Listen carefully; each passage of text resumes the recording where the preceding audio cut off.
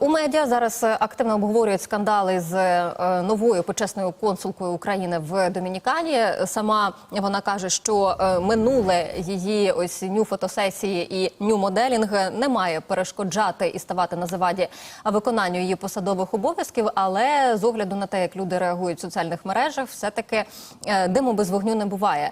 Наскільки такі кадрові рішення взагалі є доречними з точки зору МЗС і взагалі державної політики? Це помилка системи, як ви вважаєте, чи свідома кадрова політика? Давайте поговоримо це серйозно. Я бачу, що багатьом не сподобався новий почесний консул України в Домінікані пані Вікторія Якимова. Не згоден. Абсолютно. Нормальний консул. І вже помітний прогрес в дипломатичній службі України. Бо консулом стала та, хто точно навела курси по Мінету. І, до речі, як це було в історії з Болгарією. Тому ми бачимо, що є позитивні зміни. Більше того, кокошник зайвий. Тут я погоджуюсь 100% зі всіма дописувачами, і її симпатії росіянам теж були зайві. Але ж, що для МЗС головне? Головне, і на це наголошує новий почесний консул, що вона ж працює без грошей, тож безкоштовно. Правда, тут треба згадати, що безкоштовний сир буває лише в мишоловці. Але знову ж кажу, я замислився про те, що ми з вами несправедливі всі до цього почесного консула України до Домінікани. Давайте реально дивитись на речі. Її оголені фотки, до речі, мене вони не дратують. Я відверто кажу, вони, кстати, художні, а кокошник знову зайвий. Якось він вибивається. Хоча, давай так, ми до неї причепилися за кокошник, а у нас президент там той, хто, коли почалася війна в 2014 році, стояв в Москві майже на Червоній площі і казав, що це не росіяни наступають, а росіяни трохи відсувають кордон. А вона лише у кокошнику. І співчувала виключно по дрібницям росіянам. І, до речі, це ж не той випадок, коли чотирьохразовий ухилянт стає верховним головнокомандуючим. Тому, нехай залишається консулом, що там дрібнички такі. І якщо стане, до речі, інструктором то Мінету, то може і послом стати. Досвід Болгарії вже є. А якщо і на роялі чимось зіграє, то може і президентом. Але тут без хірургічного втручання дуже важко буде впоратись. Вибачте, я про це без жартів взагалі не можу говорити. Це треш. Давайте відверто казати. У нас є ситуація, коли, так, безкоштовно, супер, але там є те, що консул повинен бути впливовим, про те, що консул повинен мати доброчесну репутацію, а ще консул – це не тільки обов'язки, це ще й дійсно можливості і статус, який представляє державу. А тут, мабуть, хтось вважає, що це вже норма. Питання до Сибіги. Я ж не знаю, чому він її призначив, хоча ми всі знаємо, чому призначили послицю у Болгарію.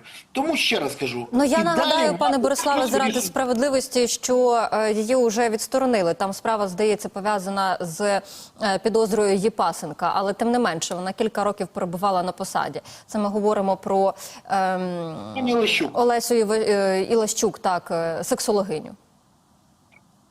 Теж нормальна назва, сексологиня. До речі, ще раз кажу. Вона сама себе так називала. Дивіться, якщо вона називає себе жабою, ми ж не будемо казати, що вона жаба. Більше того, давайте відверто казати про те, що людина вела курси по Мінету, після цього стала послом. Мабуть, це фах, мабуть, це така підготовка. Мене, до речі, цікавить, чи пана Костіна, коли призначали послом в Нідерланди, він теж якісь курси проводив? Чи можна було для нього зробити виключення і без цих курсів його призначити?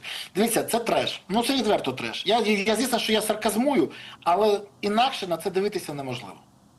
Але з іншого боку, пане Бориславе, чому там ось цей попередній досвід людини має ставати на заваді її майбутньому, якщо вона справді може бути, як стверджує, ефективним консулом?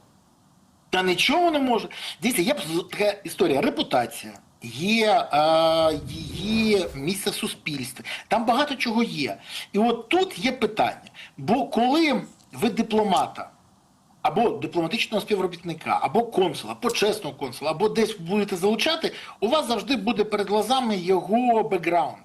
І якщо бекграунд такий, скажімо, грайливий, то не треба дивуватися, що так само будуть ставитися і до України.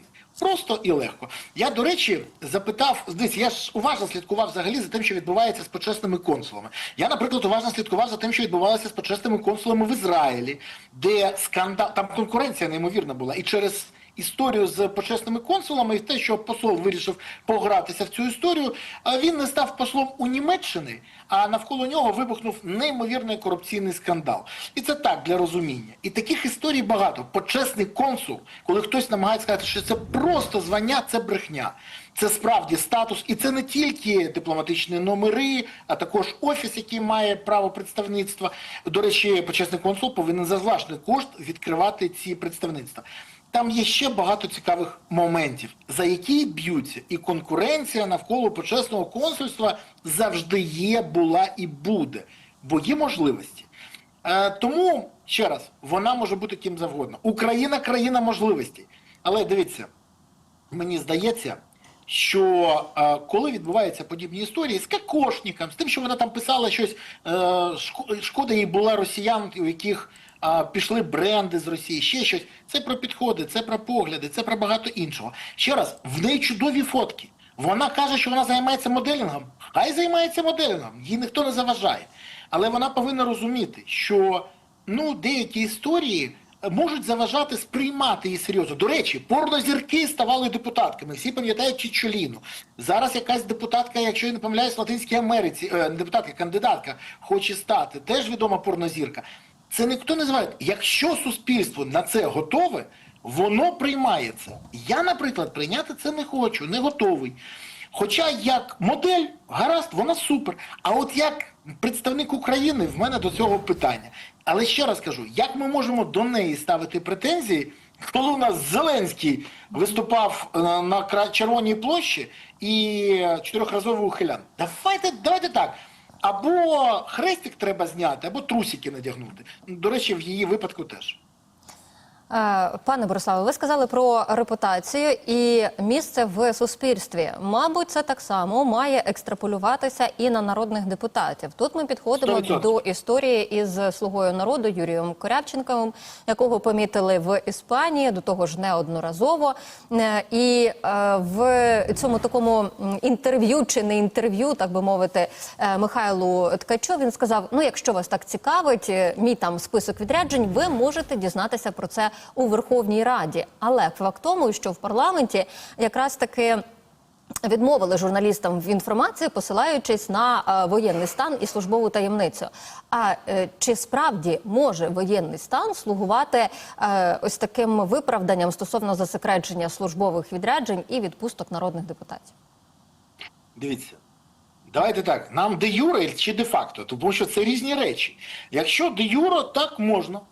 На підставі будь-яких рішень можна призакрити цю інформацію, пояснивши це закритими, скажімо так, держтаємницею. Наприклад, пан Корявченков був для того в Іспанії, щоб відтестувати яйця і закупити їх дешевше, ніж по 17 гривень за яйце, яке було раніше купувалося для Міноборони. Чому ні? І тому, що ніхто, щоб не знав, з ким комунікував, коли і як, можуть закрити. Є ще і власна безпека. Але давайте так само відверто. Всі ж розуміють, чому закрили і для чого це робиться.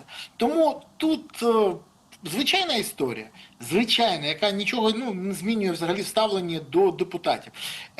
Є один момент. Кожен депутат, дійсно, якщо його не влаштовує, що до нього така прискіплива увага, може скласти мандат.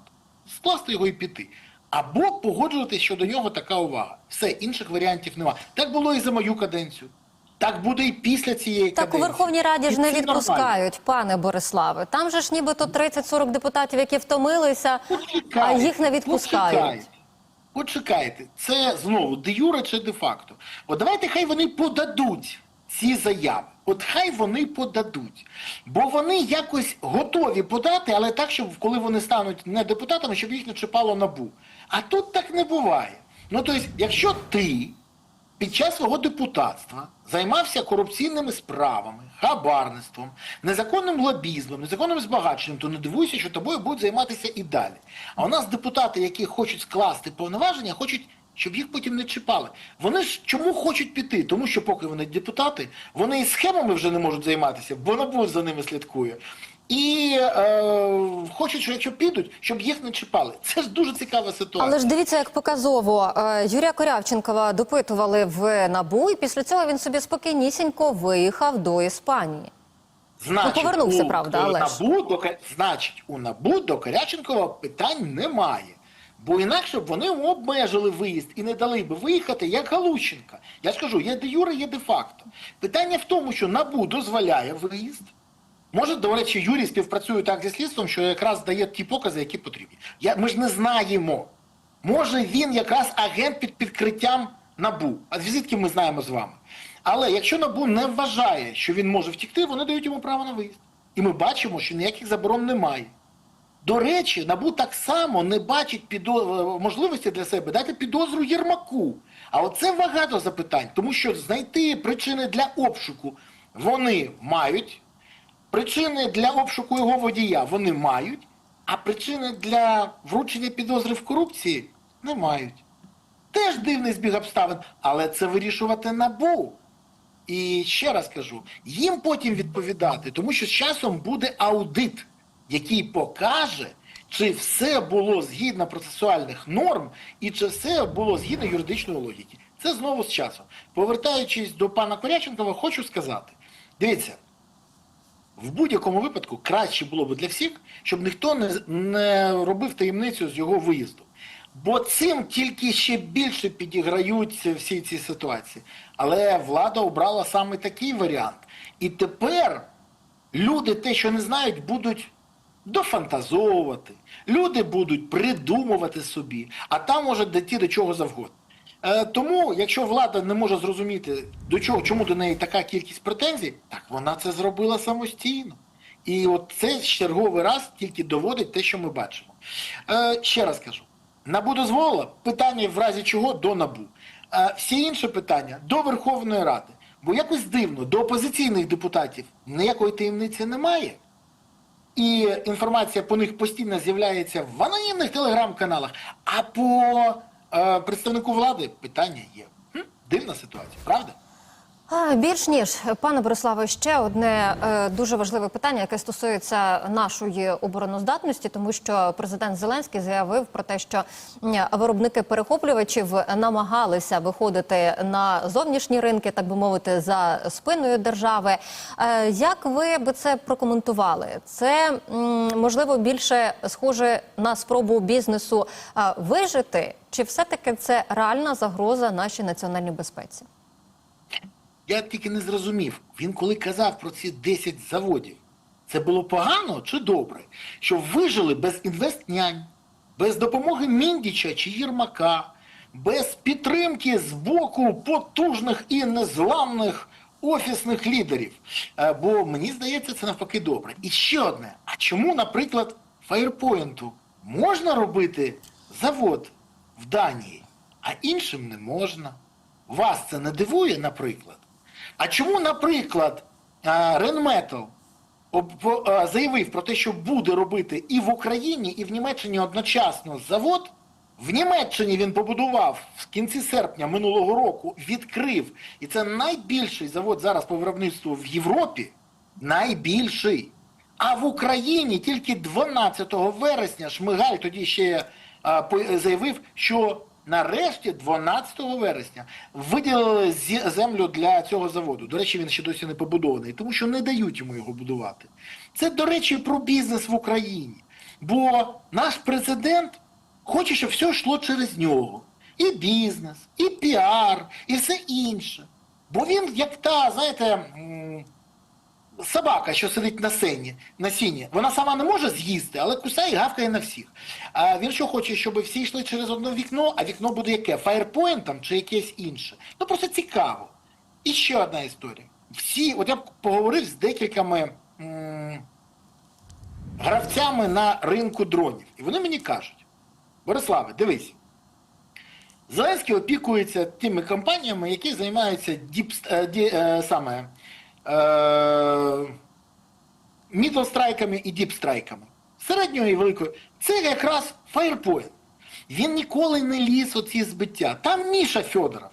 Він займається, близькі до нього фірми займаються дронами, які бомбери, і збиттям шахедів. А тут все пішло повз Зеленського. Інформація, гроші, піар. Як таке може бути? І Володимир Олександрович щось там рознервувався.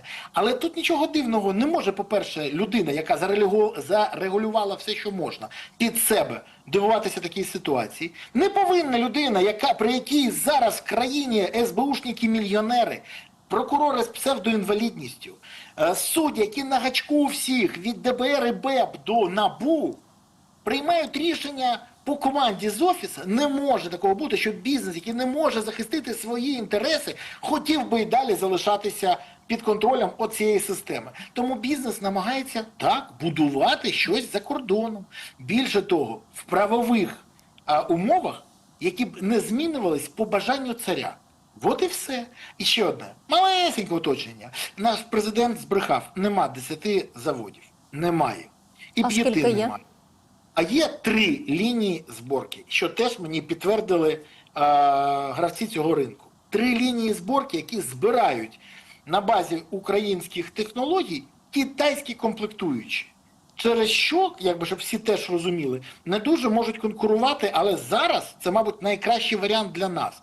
І, до речі, Зеленський, пам'ятаєте, казав, ми готові давати вам ці дрони, але на місяць домовтесь про мир з Путіним.